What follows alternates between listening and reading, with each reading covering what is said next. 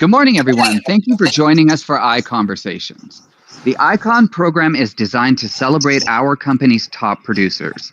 These agents have not only exceeding capping status, but have also reached exceptional milestones, earning them various stock grants and the opportunity to earn back their paid company dollar. In other words, they are top shelf. Today from Virginia, we have Daniel Harnsberger. From Texas, we have Patrick Cerna. From Pennsylvania, we have Diane Cardano. From Pennsylvania as well, we have Deidre Quinn. And our amazing moderator today from Tennessee is Marty Burnett. Marty, take it away.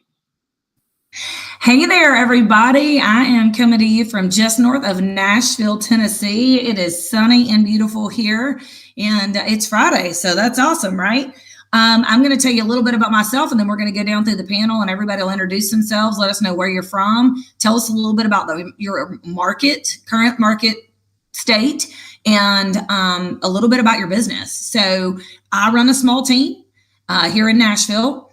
I work with my husband. He is a builder, developer, and does some commercial real estate. So we do a little bit of everything. I mainly do resale and new construction sales, but also do resale. And we've been in business. My husband's been building 26 plus years. I've been in real estate for 20 plus years. We have a small team. We started out with Remax. I was there 5 years, 10 years at Keller Williams. We were owners there. Then, you do the math, and we've been with EXP ever since. We ICON every year up until now. So great. We're still doing that. Hope that continues. And we sell anywhere from 75 to 125 homes a year, depending on the year. And so that is kind of what we do. Most of my business comes from repeat and referral. So I'm a big on that old school kind of belly to belly business. So hopefully we can hear from some other guys and see how everybody does business and learn from each other today. Let's start with you, Deidre. You want to introduce yourself and tell us a little bit about your business? Yeah, for sure. So I am in the greater Philadelphia area. I cover the greater Philadelphia area, including the Poconos, which happened kind of organically. So there is a little bit of a dual market there. I do have a small team. There are 6 of us agents between Philadelphia and the Poconos, and an additional full-time admin. And I have been with EXP for close to 2 years now and loving it. And I have been in the business for over 20 years. My business has been historically repeat clients and referrals, and we really nurture our database and take care of our clients in that way. So historically, that's where our business comes from. Fantastic. Diana, tell us a little bit about your business. Hi, Diana. I'm also outside of Philadelphia, more than Montgomery County, Bucks County area. I also work in South Jersey. My license in both states. And I've been doing this for 31 years. I'm getting old. But it's all business, is all by referral, repeat and referrals. And I also am a listing-based company, so I only do listings. I don't work with buyers. I have a team of buyers, agents who take care of the buyers. So the listing team, there's like 6 of us on the listing team, and we do about 35 or 40 listings a year. And I do seller seminars. So what's different about me is that we do reach out and do community seminars, and we get a lot of our business that way. People reach out to us because they see us as experts, because we also have a YouTube channel. It's called The Real Deal in Real Estate. So that's been amazing as well. So I love what I do, and I've been doing real estate since I was 5. So there you go. Fantastic. Well, we're going to love to hear about that YouTube stuff, and hopefully you can teach us your ways. Patrick, introduce yourself. Tell us a little bit about your market and your business, and then we'll go from there. Okay, so I'm in the San Antonio, Corpus Christi, New Braunfels market here, Central and South Texas, and I am an accredited luxury home specialist. But my passion is for land, ranch, land for development, commercial, residential development, and farm and ranch. I was originally at Marcus and Millichap commercial, so I'm very comfortable doing commercial as well. A big chunk of my income comes from getting referrals or residential agents coming over to me. Hey, I got this $8 million commercial deal. Can you co-broker with me? Yeah, for sure. Let's do it. So I'll, get on board with residential agents who land something nice that's not in their field house and wheelhouse, and help them to be competent with that transaction and excel in that transaction. So that's a big chunk. I started brand new. Before this, I was a pastor. I was a Catholic priest, self-imposed vow of poverty. My dad was a real estate broker, wanted to give me 38 rental properties. No, I'm going to reject all that and serve God and all that. And anyway, so I did 10 years seminary, 16 years as a priest, pastor, hospital chaplain, university professor. And then I left that, came to real estate full-time, secular world, 2017, had $2,000 in the bank, 10-year-old truck with 320,000 miles on it, sleeping on air mattresses and friends' couches for 2 years. And finally, it just all kind of came together, and I was able to put all that training together. And then using the EXP model, I was able to launch off. So I went from sleeping on couches to 2.5 years later, bought my first house, 4-bed, 2.5 bath home, bought a new truck, bought a new Dodge Challenger car, paid off about $120,000 in credit card debt, and just bought a little ranch buggy, little Polaris Ranger, and a $4,000 trailer, and so went from that to that. And I made a promise to myself and to the Lord that if He helped me to make it, to get out of that hole, that at a later point, if anybody was struggling in real estate, I'll be happy to help them out and to duplicate or pass me up what I did. Fantastic. Thanks for sharing, and we look forward to hearing about how we can learn from you in the land industry and anything else you have to share. Thanks so much. Daniel, tell us a little bit about you, your business, and then we'll talk about markets.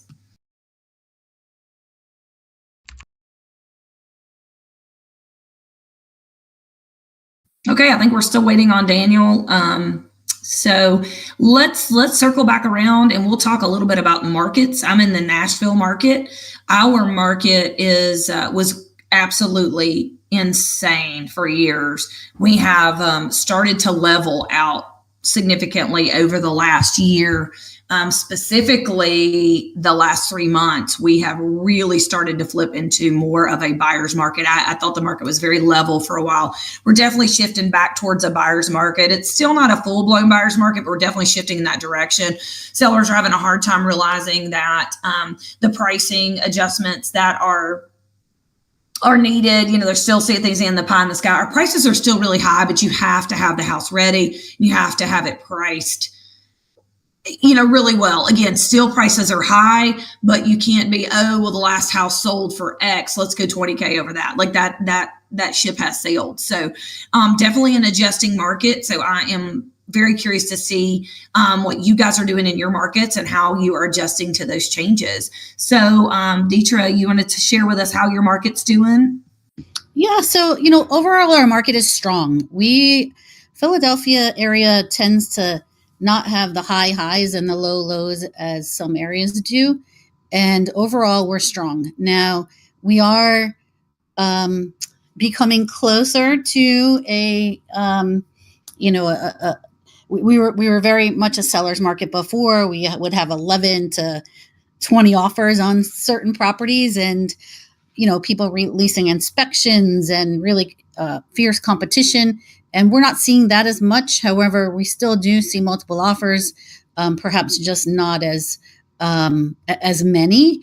And we're leveling off some. However, we're kind of settling into the new normal, and properties are still selling strong. So buyers do have some choices. So it's not like one property goes up and they only have one property to choose from. However, we're still holding strong. We're good. And Philadelphia doesn't have a ton of investor money, and we trail behind other cities as far as price goes. So we tend to not see the high highs and the low lows like other cities do. So we tend to ride out some storms relatively well. That's wonderful. Well, good for you. Congratulations. We're definitely seeing a little bit of a shift here, but again, still a good market, but definitely shifting. So it's good to know that you guys stay steady. That is a huge blessing. Diana, tell us about your market and what you're experiencing there. Well, I'm in the same market, and so I can't. Deidre said exactly what I would say. Market is that. But what I can say is that when it comes to sellers, and especially in my area, there's a lot of the empty nesters. It's like the silver tsunami coming. Because it's a lot of the 1980s houses, and they've been there for 40 years. So I see a lot of the empty nesters, and that's what I do. I cater with the empty nesters. All my seminars I do are for the empty nesters, and they are starting to make a move. Some of them are staying, but I think that we're going to see a big market for that. So when I do my seminars, I usually have between 25 to 40 people in a room, and all of them are going to be selling someday. So what I do every day is just look for future home sellers, try to get in their doors before everybody else does. Our market's pretty receptive to that. I know a lot of other markets that are younger, like Texas, they don't have like the older generation, but this is our area is very is aging, aging per se. So that's what's going on here. Fantastic. Okay. Well, good deal. I didn't realize you guys were both in the same market. I knew you're in the same state, but I didn't realize you all were that close. So we look forward to hearing all about how you look for those sellers and get them locked in with you. That's going to be some interesting conversation. Patrick, tell us about your market. So, man, it's just, I think it's similar in most places. It's a slow market. I think we're seeing more investors who are not afraid of this market. They're always looking for an angle, for better, for worse, they, capitalize on a rough situation and try to get something extra cheap and sell extra high later. They'll do a lot of these creative financing is the way a lot of these transactions are going down. I think I'm able to keep my numbers somewhat high compared to a lot of others right now because of persuading sellers to do creative finance. I mean, just an example. Okay, so the short answer is it's a rough market. On paper, it's a buyer's market, but the sellers are getting beat up on the front end and buyers are scared because of the high interest rate. And you can't really convince them, hey, man, just do a refi in 2 years. They just look at that 6-7% rate and they're like, hell no. So, so it just seems it's neither market, even though it's technically a buyer's. But just one example. So I had a seller who was selling a honky tonk bar, a sports bar, dance floor, and had it listed for 1.3 million. And this gentleman, he's like 80 years old. And I said, look, man, you had it listed for 2 years before me. I've got the listing. I've had it for 3 months and we're getting no nibbles, man. We're in a slow market. So I really suggest for you to do a seller finance option. He said, look, man, I'm 80 years old. How much time you think I got left? I'll probably be dead in 6 months, man. I don't got time for seller finance. I said, look, you can hold that position and you can go to your grave in 6 months and it's still going to be there doing nothing. Now you have a younger wife. Your wife is 20 years younger than you. You don't think that she'll think extra nice about you if, let's say, you do pass away, but you got it under contract. You got a seller finance note coming in every month, $8,000, $10,000 mortgage coming in. You're the bank every month. At least it's covering your insurance and property tax, etc. And then worst case, well, what if they default now? I said, look, that's why you're scared, man. You're thinking about it like a renter. It's not a renter. This guy's a buyer. They're coming in with a couple of $100,000 down payment. They're very incentivized to not default. And they got a lot of skin in the game. Worst case scenario, they default. They don't pay you for a month or two. You foreclose. You take the property back. Man, you just made $400,000 on down payment and 1 year monthly payments. Now you take the property back. You sell it again. You just made $400,000 free money.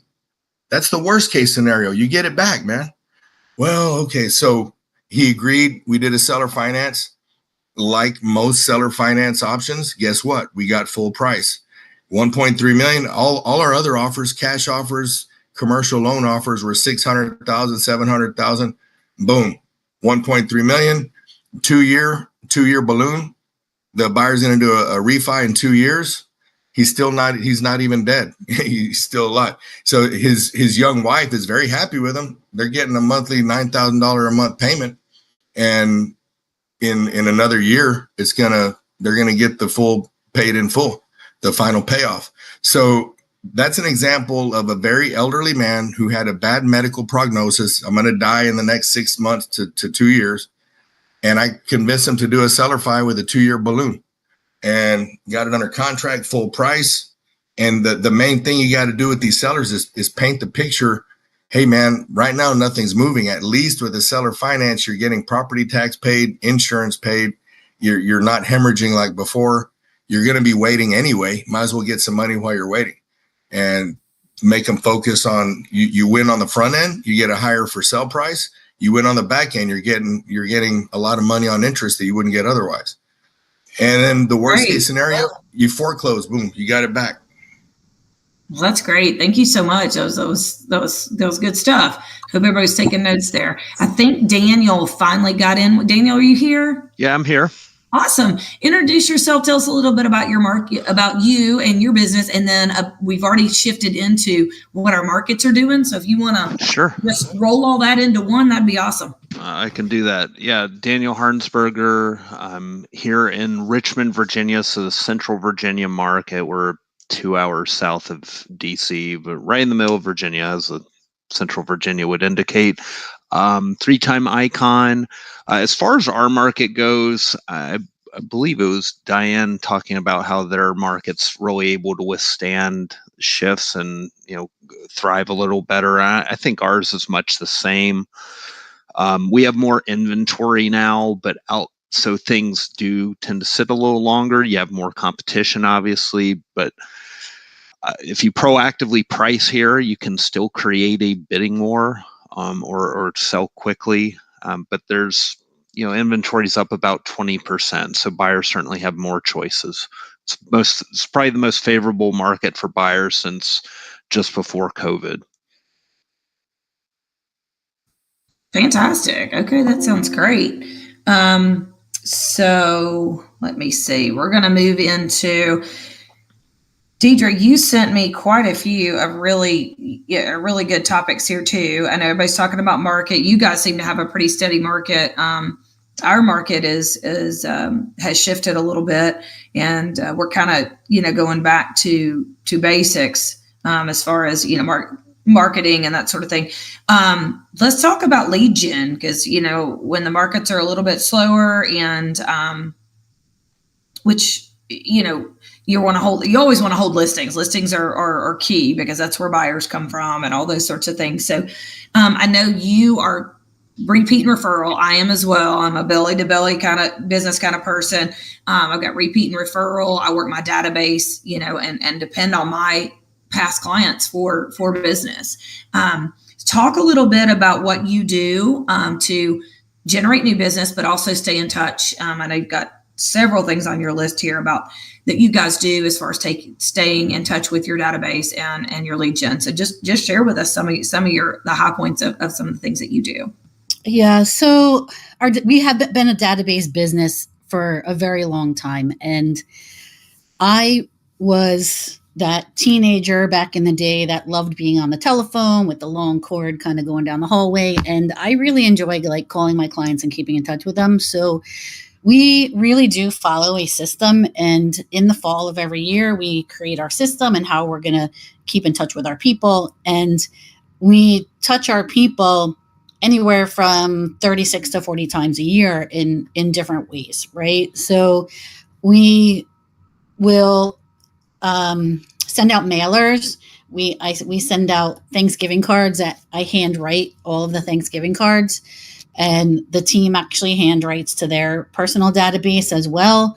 We make personal phone calls, and we get together on Zoom once a week, and we all kind of talk about the things that we can talk about on our phone calls, and it kind of pumps us up to make our calls, and then we continue making calls. But that's something that we do on a regular basis, is actually call our people, text our people. We do a lot around birthdays, so we do some corny birthday video recording, and then we send those out to our clients on their birthdays. And we then will also message them privately as far as celebrating their birthdays and that kind of thing. But and then we do a client of at least 1 to 2 client events a year. And we really engage with our clients because they're so important to us, and a means of referrals. And then in addition to that, just staying in touch with our clients, I've also really upped the AI, social media, video avenue as well, because that's really important when people are looking at who they're going to list with, and you have to stay on top of all that as well. That's fantastic. So it sounds like you guys are really, for lack of a better word, kind of old school like I am. You do your calls, you do your handwritten notes, you do a lot of, random acts of kindness and things like that. So that's one of those things that it works every time, lots of newfangled ideas and ways to do things. But if you go back to the basics, those always work really, really well. And I do a lot of that as well. And it works well for us and our company. So thanks for sharing. Diana, you want to tell us a little bit about your lead gen, and when your market does start to shift or you've got a listing that's sitting, some of the things that you do to drop traffic and help get that moved? Oops. Hi. Well, I don't have any listings that sit usually. Anyway, usually my listings sell really quickly. But unless, the higher end, over 2 million, I had a couple of those that did take a little longer. And that's only because the seller refused to do any painting. And then once I did the painting, I sold it within a week. So, once you do the things you need to do to get it sold, then it gets sold. But for me, the referrals is it. I do client parties like Deidre does. I do Thanksgiving pie. I give out 350 pies at Thanksgiving. And I have this really big pool of future home sellers. Most of I've been in their home, myself or one of our listing agents. Because what I do is I offer these room by room reviews on how to get into the house ahead of time and help them along the way. And somebody once, came to my seminar online, or they came in person. I think that's the biggest way to get your listings, is not just these seller leads that people are selling, is by, nurturing people in your community.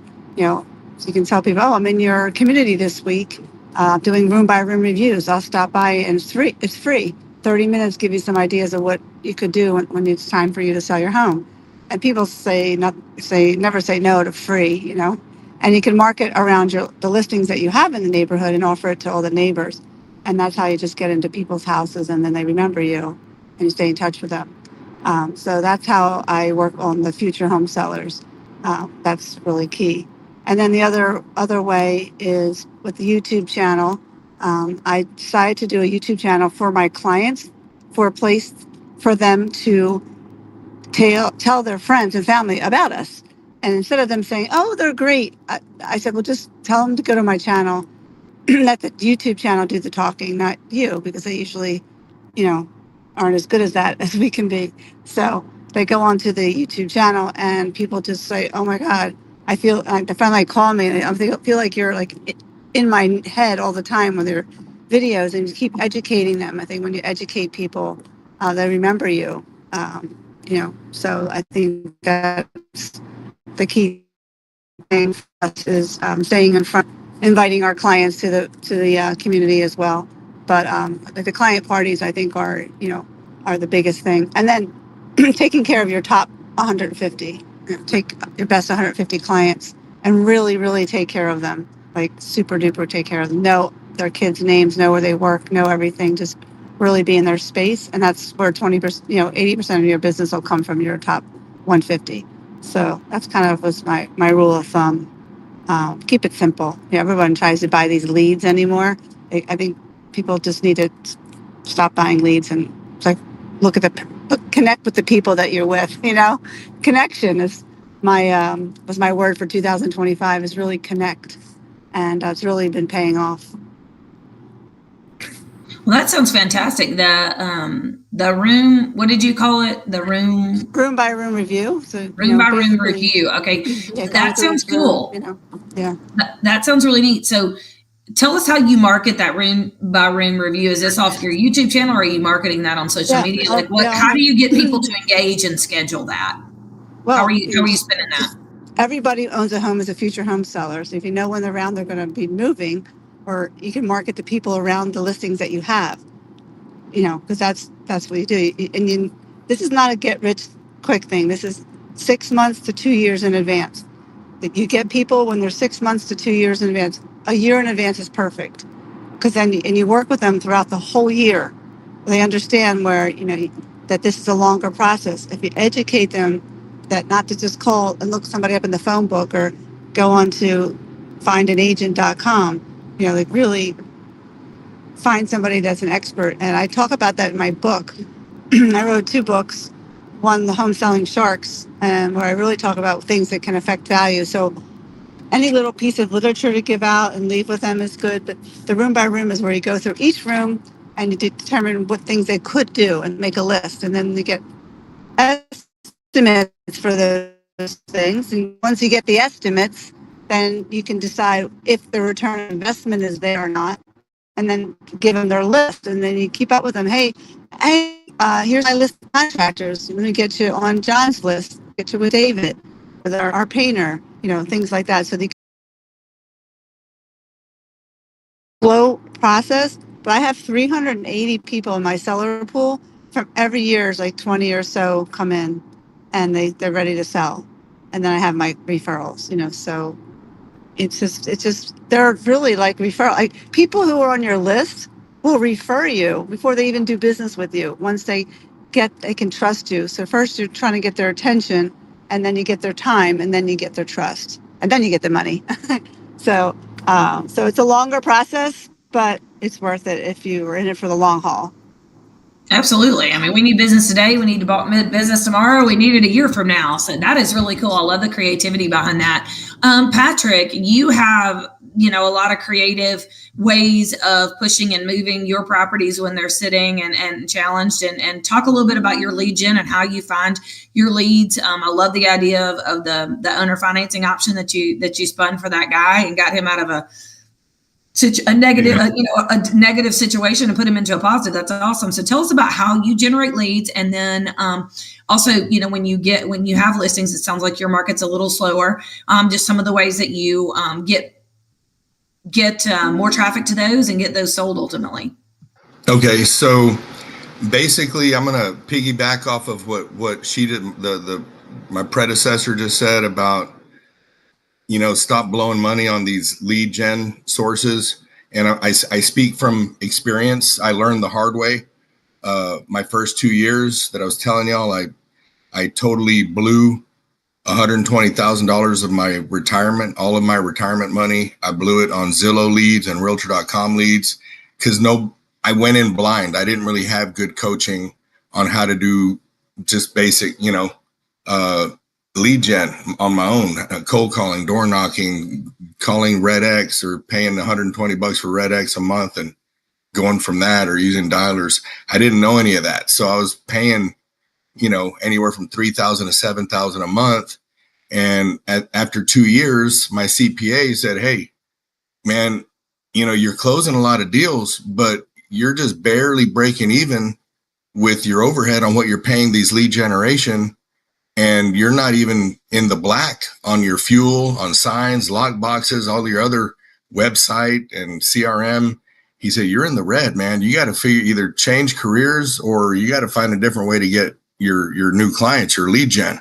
So I totally agree with what my predecessor said about figure out your own way, an organic way to get your leads. So here's my solution. So don't waste your money on that. And nowadays there's so much AI junk out there, and I'm stupid. I did it. I learned from my mistake. There's so much AI, $75 for a seller lead and no strings attached. Man, okay, you're going to get burned if you need to do it. But it's a dime a dozen. So if you want to, what works for me goes back to number one, the basics, SOI, sphere of influence. Okay. So my first 2 years, I'd ask the top producers, what's your secret? What are you doing? Well, I got a lot of friends. Well, I got more friends than you. How come I'm poor and you're over there multimillionaire? What am I doing wrong? So they're telling the truth, but what they were not telling me is, how do you work your SOI? How do you work the people in your cell phone, your contact list, the phone numbers, right? So, first of all, anybody who's starting out or struggling, go back to rule number one. Go to your sphere of influence, your phone numbers in your phone book. Call every single one, even if it was whoever it was, the guy doing your AT&T or Spectrum.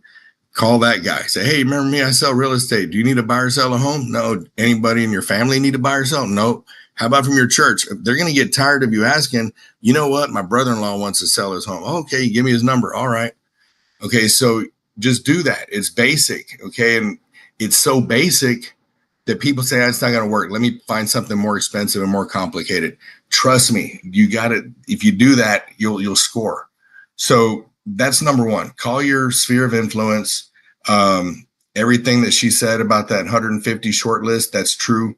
Nurture that short list, that database. When I was at Marcus and Millichap, the requirement was 800. We had to have 800 on our short list. And if we didn't, we got kicked out of there.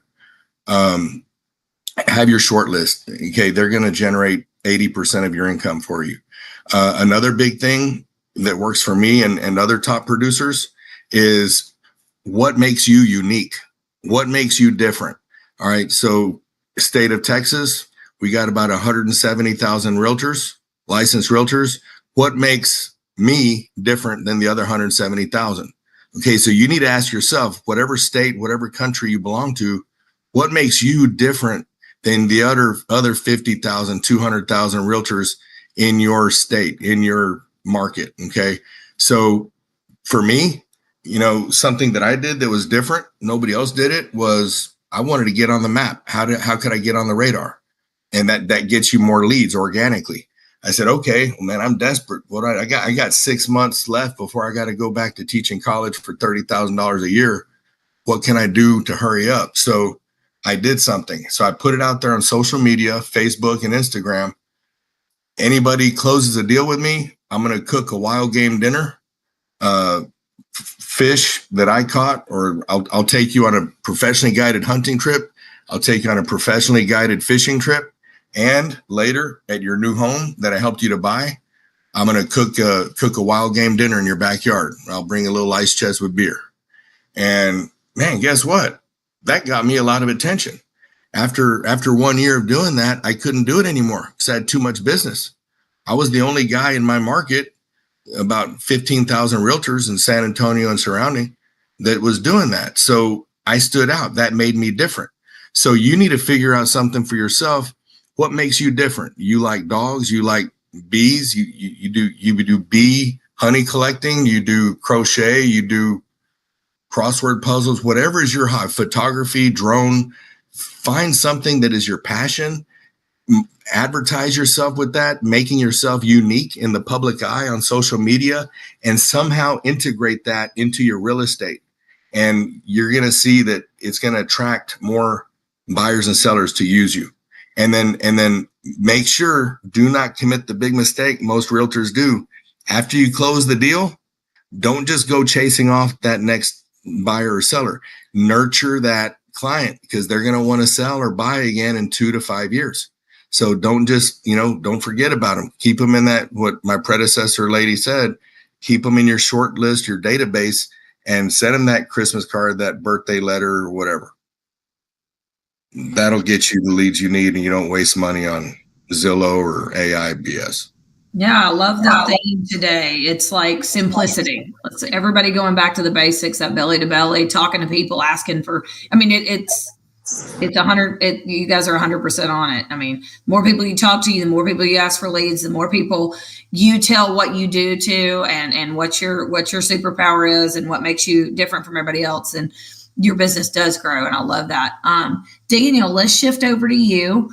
Tell us how you do lead gen, and any little tidbits if somebody's got a listing that's kind of sitting or getting stagnant, what you do to get more traffic and move people in. Okay. Yeah. I mean, first of all, I think this is my kind of group. Like, everyone's talking basics and fundamentals, and so it's no surprise that you have 4 icons who are all preaching that. And I echo the same. I think, it starts with having a dedicated prospecting schedule. And I think sometimes agents, especially newer agents, will get tripped up on when to call. The best time you can call is when you can call. Sure, there's times they're statistically better to reach people, but call when you can, because if you reach someone who needs your services or is interested in your services, they're not going to care if it's 10 a.m. or 4:30 p.m. They're going to want to talk to you. So then it's, what do you say? So to enhance your prospecting time, I encourage everyone to get into some kind of coaching and work on how to handle objections, because as much as I use scripts, at the end of the day, they're open-ended, question-based. So, who, what, when, where, why, how. Understand the person's situation, their needs, what they're trying to do next. And then from there, know how to handle objections, because they're all going to come up. To Patrick's point, work your spear. Don't just be wham bam, thank you ma'am, and on to find the next seller. I mean, you'll find that top agents, at least 50% of their business, their new business, is from their database or referrals within that database. So don't ignore that. As far as the question about if a listing's sitting, I think you first have to look at, if a listing's sitting, it's almost always about price. But to make sure your seller is absolutely certain that it's price, I think it starts with your marketing. And we take a very old school approach with that. We flood the market with awareness. Of course, there's social media, and I would encourage everyone to use that, because you got to throw everything at your listing possible to get it sold. We do a lot of agent outreach, a lot of reverse prospecting. For anyone in the room that doesn't know what that means, your MLS should be able to show you, which agents have buyers whose criteria matches your property. And we can also see in ours who's favorited the listing. So we reach out to all those people, all those agents, because we find that most agents don't actively shop for their clients. So we bring the awareness to them. Then we reach out to all the agents in the market, in the town or area that the listing's in, because we find most agents work where their office is or around where they live. So we flood with awareness. So then if we're still sitting 21, 30 days from now, from the time we went active, we can be very assured it's price. Yeah, it never fails. If it's priced to sell, then it will sell. So that's great advice. I totally agree, and think that is really great. So let's talk now just a little bit about business and business strategies, and if the audience has any questions, you can pop them in there. If not, we'll just keep kind of keep going. We can talk a little bit about your team structure. I know some of you have teams, some of you don't, so we'll shift that. But Deetra, I know that you have a small team. Tell us a little bit about your structure and your systems, and how your team structure works. Yeah, so my team takes on almost all of the buyers, actually all of the buyers. And I take on the majority of the listings. And then if they have their own listings, I help them with those. I also help them to nurture their business and bring in new business for themselves, and also then, share in some listings when it makes sense to do that. I think that, and everyone on our team is looking to lead generate, and I encourage them to do that. But to just kind of be clear on that, after hearing Patrick and Daniel talk, it isn't. We don't cold call when we're doing that, right? We're calling our database, and we're calling people that we know, so they're warm calls. And I think that it's never a situation where I don't call and say, "Hey, do you want to buy a house today?" I'm calling and saying, "How's your family? How's, I don't like the Ford script, right? How's your family? How's work? Are you going on any vacations? Like, what are you doing in the next, what's your plan over the summer?" Those kind of things. And that's really, our team is focused on building their business that way, and not the chasing after like the Zillow leads and that kind of thing. We're really focused on our people that we know and our warm list, and everybody has at least their top 100, and and then you have your VIP connectors that you're connecting with on a more regular basis, and perhaps that's coffee or lunch or whatever that is on a more regular basis. So it's really going after that, and then our team also, like, huge on open houses, and our team 100% gets involved in open houses, and they do several a month, and that's where they get a lot of leads as well.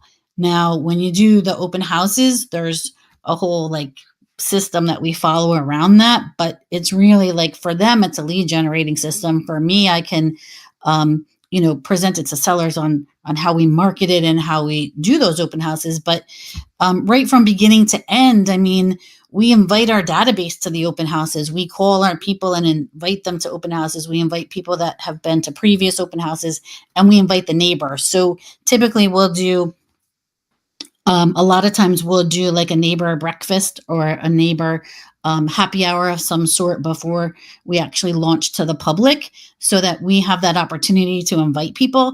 And like, neighbors help us sell houses all the time. If you look at like the statistics, like, that's why people move is primarily for location. So they like to be near family and friends. So neighbors are great at helping us sell those houses. So that's how what our team is all about. Also calling their database, doing open houses, inviting their database to attend those open houses, and then following up with the people that they meet at open houses to nurture them into being future clients.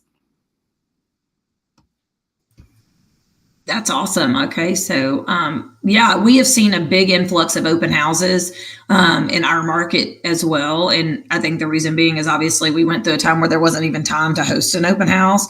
And then all of a sudden they started staying on market long enough to be able to host open houses and do those sorts of things. So now we're seeing a lot more of that. And I'd love to hear a little bit more from you about your open house follow-up and how you turn those people into, I mean, I know you put them in your database. Sounds like you guys do a lot of calling. Do you have a specific follow-up for your open house and do you have a timeline of when you feel like, I mean, we've always found that, like, somebody coming through an open house, they're usually at least a year away from buying, because they're just starting to kind of seek out and look at what's happening in the market. Tell us a little bit about your follow-up and how that turnover and what that looks like. So it really starts like the week before the open house. So we typically will set our weekend open houses on Mondays, and then it gets entered into the MLS. But then the agent is going to preview properties nearby so that they know what's around it. They're going to preview the neighborhood. They're doing a social media video. We do flyers where they actually meet the neighbors and invite them to, whether it's the open house or whether it's the pre-event that we're having, so that then they get the face-to-face time with neighbors.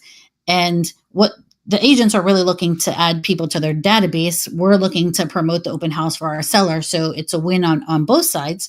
But there's a series of things leading up. Like, you don't just go and put like 5 signs out or whatever for the open house. Every day you're doing things to work up to that open house, being, like I said, the social media videos, knocking on neighbors' doors, inviting them, and then also, doing social media videos, which is helping them promote themselves. And then we collaborate on those videos so that it gets more reach. So you're preparing for that and knowing the inventory around you. If you meet somebody at the open house and they're like, okay, well, maybe this house isn't quite right for you, but my open house is finished at 3:00 and I have another house down the road that you already know you can get into because you already previewed it. I'm happy to show you that at 3:30. Would you like me to meet you there? Right. So then you're setting the appointment for another house because you know the inventory so well because you already did your previews. And, we have an electronic folder that they have information in. So we don't say, oh, come into the open house and write down your name on a piece of paper. We have them come into the open house and we engage them. And then we're exchanging something of value. And what I always say to my team is that, if I go into a store and someone asks me for my phone number when I get to the register, I'm like, no, I give them a fake phone number. But if they say, oh, well, you know what, if you give me your phone number, I'll text you a 50% off coupon, I'm probably going to give them the right phone number. So we follow kind of that premise, and we're exchanging something of value for them, with them for their information. So we're engaging them when they come into the open house and we are providing value. We can say, well, if they say, oh, well, you know what, this house isn't quite right. It's a little too small. We'd like something a little larger. Oh, you know what? There's a house down the street that I have seen that sounds exactly what you're looking for. Would you like me to send you that? Okay, well, give me your email. That's how we get their email. Okay, well, then we say, okay, well, if you, just in case I get a bounce back, let me get your phone number. 99% of the time, then I get their phone number. And during this entire process, I'm engaging with them. I know at this point, do they rent? Are they buying? Are they, what their time frame is? So I know where in my database to put them. Are they going to be a future seller? Are they going to be, a future buyer? Are they currently renting and need to, and what that timeline looks like. So we get their information. So that's the key, right? Because you can't follow up without the information. And then immediately when the open house is over, if we don't get that immediate appointment by showing them something else right after or scheduling a second look for that specific property, we will immediately then send them whatever we promised them, which could be a list of restaurants. It could be a list of other open houses in the area. It could be a catchment area for a school or something that if you have to be in a specific area that way, a list of parking lots if you're in the city and that's scarce. So it just depends on what that is, what's in our electronic folder, but that we prepare in advance as well so that we can then get their information. And then as immediately when the open house is over, we send them what it is that we promised them, because if you wait till the next day, you're already behind the 8 ball. Like, people are instant follow-up now. And we send them what they asked for, and then we continue our follow-up and start attempting to set that appointment. So the goal is to follow up with them basically 8 times over the next 8 days. And then we follow up with them weekly after that. That's fantastic. I mean, you've got a very rigorous follow-up. And so that's why your turnover is so great. That's fantastic. And I love that you have a plan and that you follow it. And each time you do it the same way and that works and you get good turnover. Diana, tell us a little bit about how you market your listings, your team structure. Do you have a team, or do you have an admin, or how your business structure is set up, and then a little bit about your marketing? Yeah, we're pretty virtual. I do have an office we work out of, but I have 3 agents or listing agents who help with the listings, and I have virtual assistants. I never go in the office. I haven't been in the office for a year or 2. So I have 2 virtual assistants from the Philippines. One handles all the closings, and one is my personal assistant, anything I need to do. So I walk in today and she says, you have these 4 things to do today. These are the people to call, and I have my list, and I just work. And so that's our team. It's not a big team, but we do a lot of business for a small team. I'm choosing that because I had a big team, and I'm 65. I've done 30 years, so I'm kind of gearing off. I do a lot of trainings for the agents and teaching them what I do, so they understand, so they can help take up the slack. So I can just go out and just be the rainmaker, and they can actually handle the listings. It's all about client experience. If you don't give them a good experience, they're not going to introduce you to friends and family members. So we over experience. That's what I do. But as far as marketing our listings, I have a whole system, and it's hard to talk about right now, just one thing. But I do start with a pre-home inspection. I don't list any house that doesn't have a home inspection on it already. And just basically home. We don't do termite or radon, but usually just home and stucco if they have stucco. In our area, there's a lot of stucco. Then we do the room by room, and then we have the contractors come out and give the estimates, and then we talk about photos. So photos are really important. That's another way to get to the door, is also to offer free photo shoots for houses. So I'm in this area doing a photo shoot. I can give you one for free for your house. If you're thinking of going to market next 2 years, you're going to want to have really nice photos because, like in our area, there's snow. So you want to make sure you capture your home on the outside when it looks its best. And if they get it, they say, oh, that's a great idea. So that's another way. So we just spend all of our day with listings. Like all that stuff that Deirdre, you do is amazing, but I just like the energy you need for all that and the people. So I just try to keep it really simple and just do the listings. I worked with the buyers, and it was just too time consuming for me.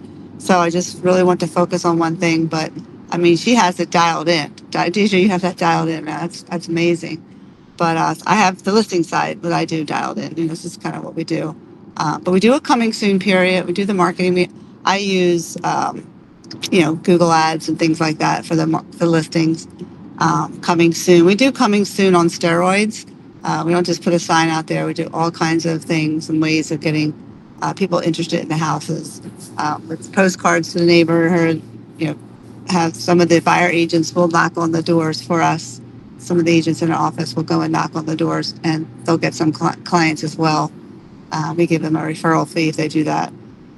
It's just, and then, I don't know, I think just it's not really about the whole process. It's about making your home ready for photos, inside photos and outside photos. That's the main thing, because if you don't have a nicely painted house with all the updated lighting and things like that, people are just not going to buy. I mean, buyers want all that stuff, and you have to be able to convince your client that this is so important. And I call it the model home mindset. I actually wrote a little book about it. It's called Model Home Mindset. And basically what it talks about is making your home, as much as you can, kind of look like a model home. Paint the garage, paint your basement floor, the walls, make it look shiny and new. Paint the concrete, whatever it is, just paint away and make it look really nice. And I think that's why all of our homes sell really quickly. And of course, pricing it right. I don't take it overpriced listings. Never take an overpriced listing. If I do, my name isn't on there. I just have one of the other agents. They you can work with my nephew if you want to overprice your house, but I won't be involved until you price it, closer to where, the market says it will sell. So that's kind of a little bit about how we market homes. And I just work on listings. Like I work up in the morning and I said, I'm a listings specialist. All I do is work on listings. So I talk to somebody in the store. So I talk about houses. It's all in my brain. Like listings. And that's, I just have a mindset for listings. And I think that it's scary doing it that way, getting started. But when you just do it, it's just amazing. People to start responding to you and see you as a listing agent. So that's my marketing, just 100%. And the other thing too is getting a niche book. Like everybody got into real estate for a reason. And my coach, Joe Stumpf, I use Joe Stumpf. He taught us about getting a niche book. So he helps agents do that. And I think it's really important for us. As soon as we got the niche book, it was really amazing. The niche book really kind of explains to the seller who is walking into that door, like who they're working with. Like right now, who's that person and what are they about? Why do they get in real estate and what's their passion? So when people know about that, they become more interested in the process versus you just talking about yourself and going there. Because if you don't provide value right now in this market, you're just a number, you know? So there's kind of the little things we do. But I would suggest if anybody wants to do more listings, to get a little niche book. Just, you can do it AI real quick. Just a niche book about like why you got into real estate and who you are. I love that, talking about your value proposition and what you do and what diversifies you from others. It does sound like you do a lot up front and spend some money up front securing these sellers.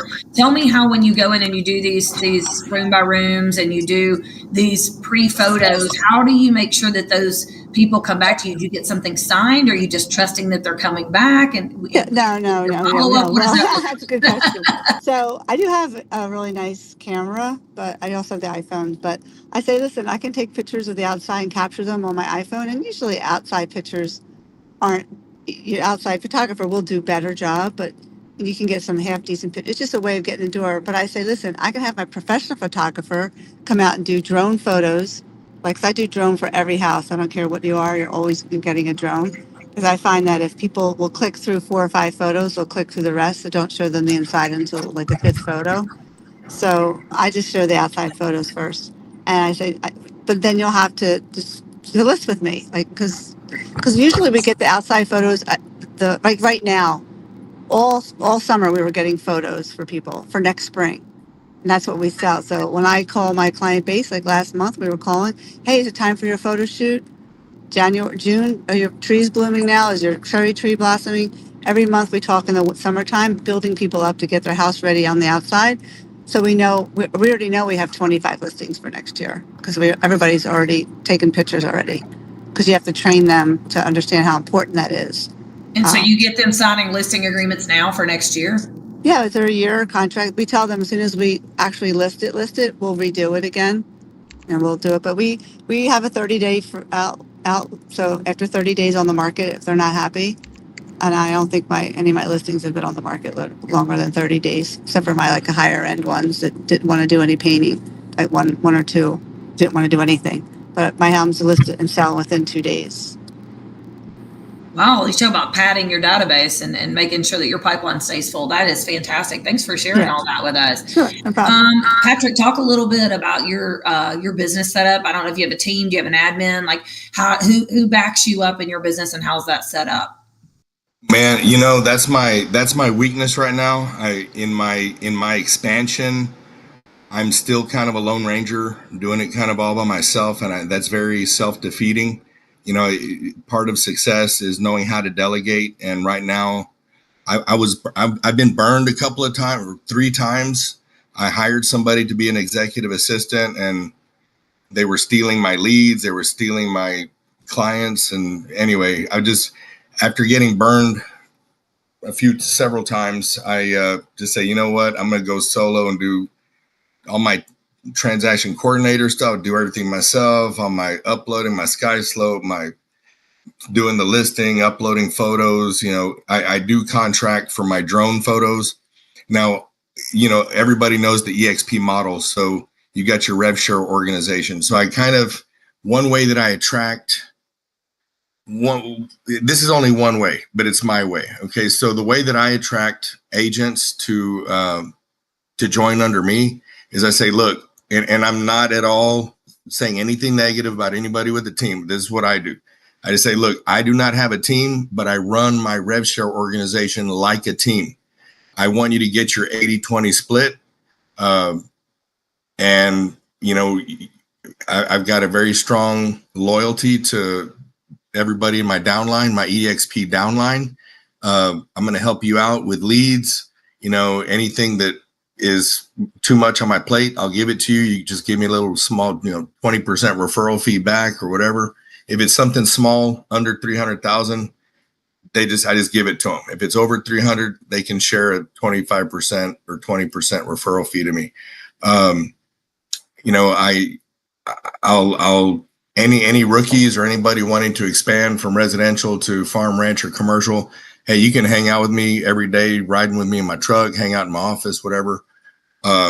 So in the course of doing that model, it attracts a lot of people that want to join a team, but they don't want to do the 50-50 commission split or 60-40 commission split. They get to do their 80-20 split, but they get the TLC and some spoon feeding, not as much as, but some spoon feeding that they would from a team. And then as a result of that, they end up doing some of my busy work, some of the stuff that is too much for me to handle, the minutia. I'm like, here, you can have it. Just give me a little referral feedback. Boom. So now that, they're struggling, I just gave them a transaction. I'm getting something back for it, and I'm not having to spend extra time and energy. But I do want to share two ways to get leads that I failed to mention, and it helped me when I went from zero to doing well 2 years later. It's two different methods, if y'all want to hear it. One, Red X is very affordable, $120 a month. It's boring, but when you call these expired leads, don't call the ones that expired yesterday, last week, 3 weeks ago. Call the ones that expired 2 months ago, 3 months ago, 6 months ago.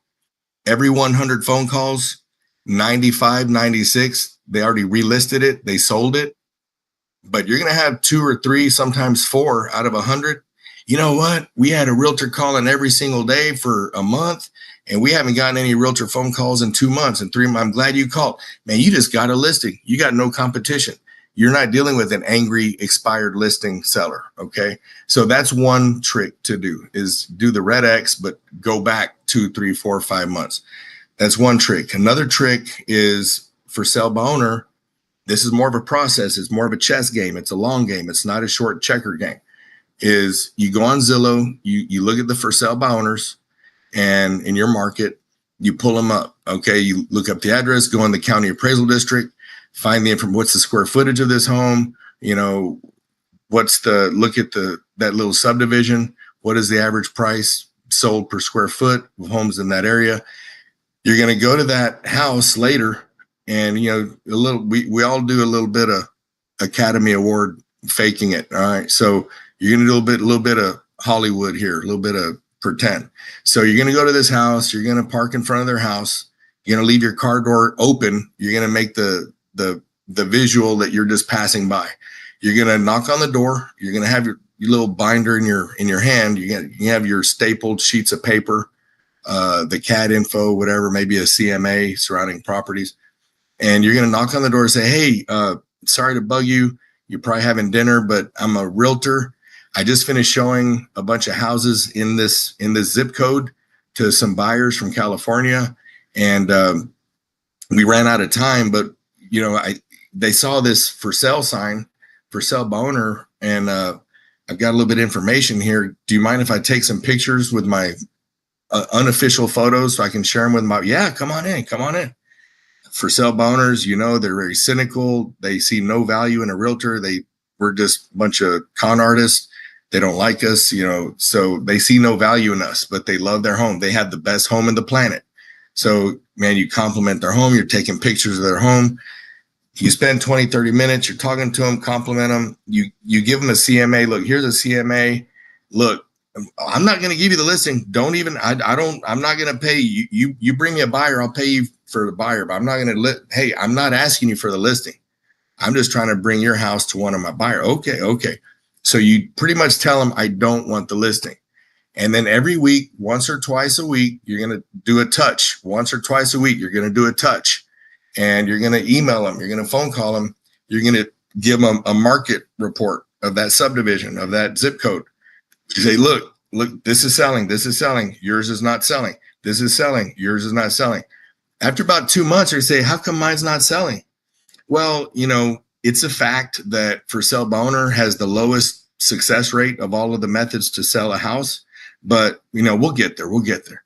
And so you continue to give them data and market reports once or twice a week. You're not asking to list it. After about 3, 4, or 5 months, they're going to get tired of it and say, you know what, John Doe, man, you've been good to me. You never asked to list my property. You've been giving me all these market reports, trying to help me out. No strings attached. you know what? You're right. I'm looking at all these houses that are selling. Mine is not selling. I want you to list it. Okay, thanks, man. Great. Wonderful. Boom. So, man, 99 times out of 100, you'll get the listing on a for sale by owner if you do that trick. That's some good information. Thank you so much. I hope everybody was taking notes. And yeah, the for sale by owner has historically been a great way to generate. I mean, first thing they want to sell, obviously, because they're for sale. And you're exactly right. They don't see value in a realtor, and those are great sources for picking up listings. Let's wrap up. We're getting really close. Daniel, I want to wrap up with you just a little bit about the structure of your team and how you market properties, and then we'll get everybody out of here on time.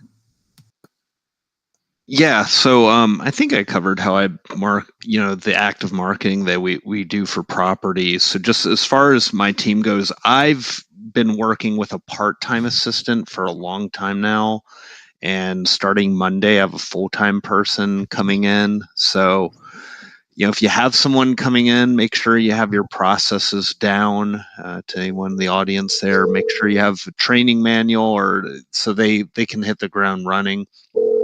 So I've been spending a lot of time doing that. Hello, this is Julie. Hey, Julie. Patrick Sarna. How you doing? Okay. Good. Hey, I was just calling to check, see if the Hey, Patrick, you've still got your mic on. Taco Bell. There you go. Okay. Yeah. So, hey, he's prospecting. That's great. Yeah. So when you have someone starting, whether it's I have a VA too. I think for anyone, you need a distribution of labor, so that if you have one person quit, they take another job, whatever, or you have to let them go, you're not taking everything over and putting that back on your plate. You're maybe taking on part of it, or having your remaining staff take on the balance.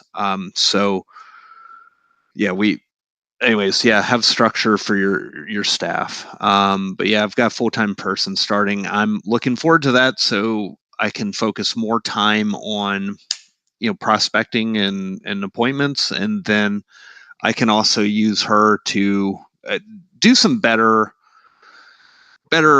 stuff with my database. I call my database quarterly. My A+ clients, I call them more monthly. But I'd like to show just a greater expression of care with all my database, celebrate closing anniversaries, birthdays, things like that. I think the more you give to them, the more they're going to want to give to you in the future.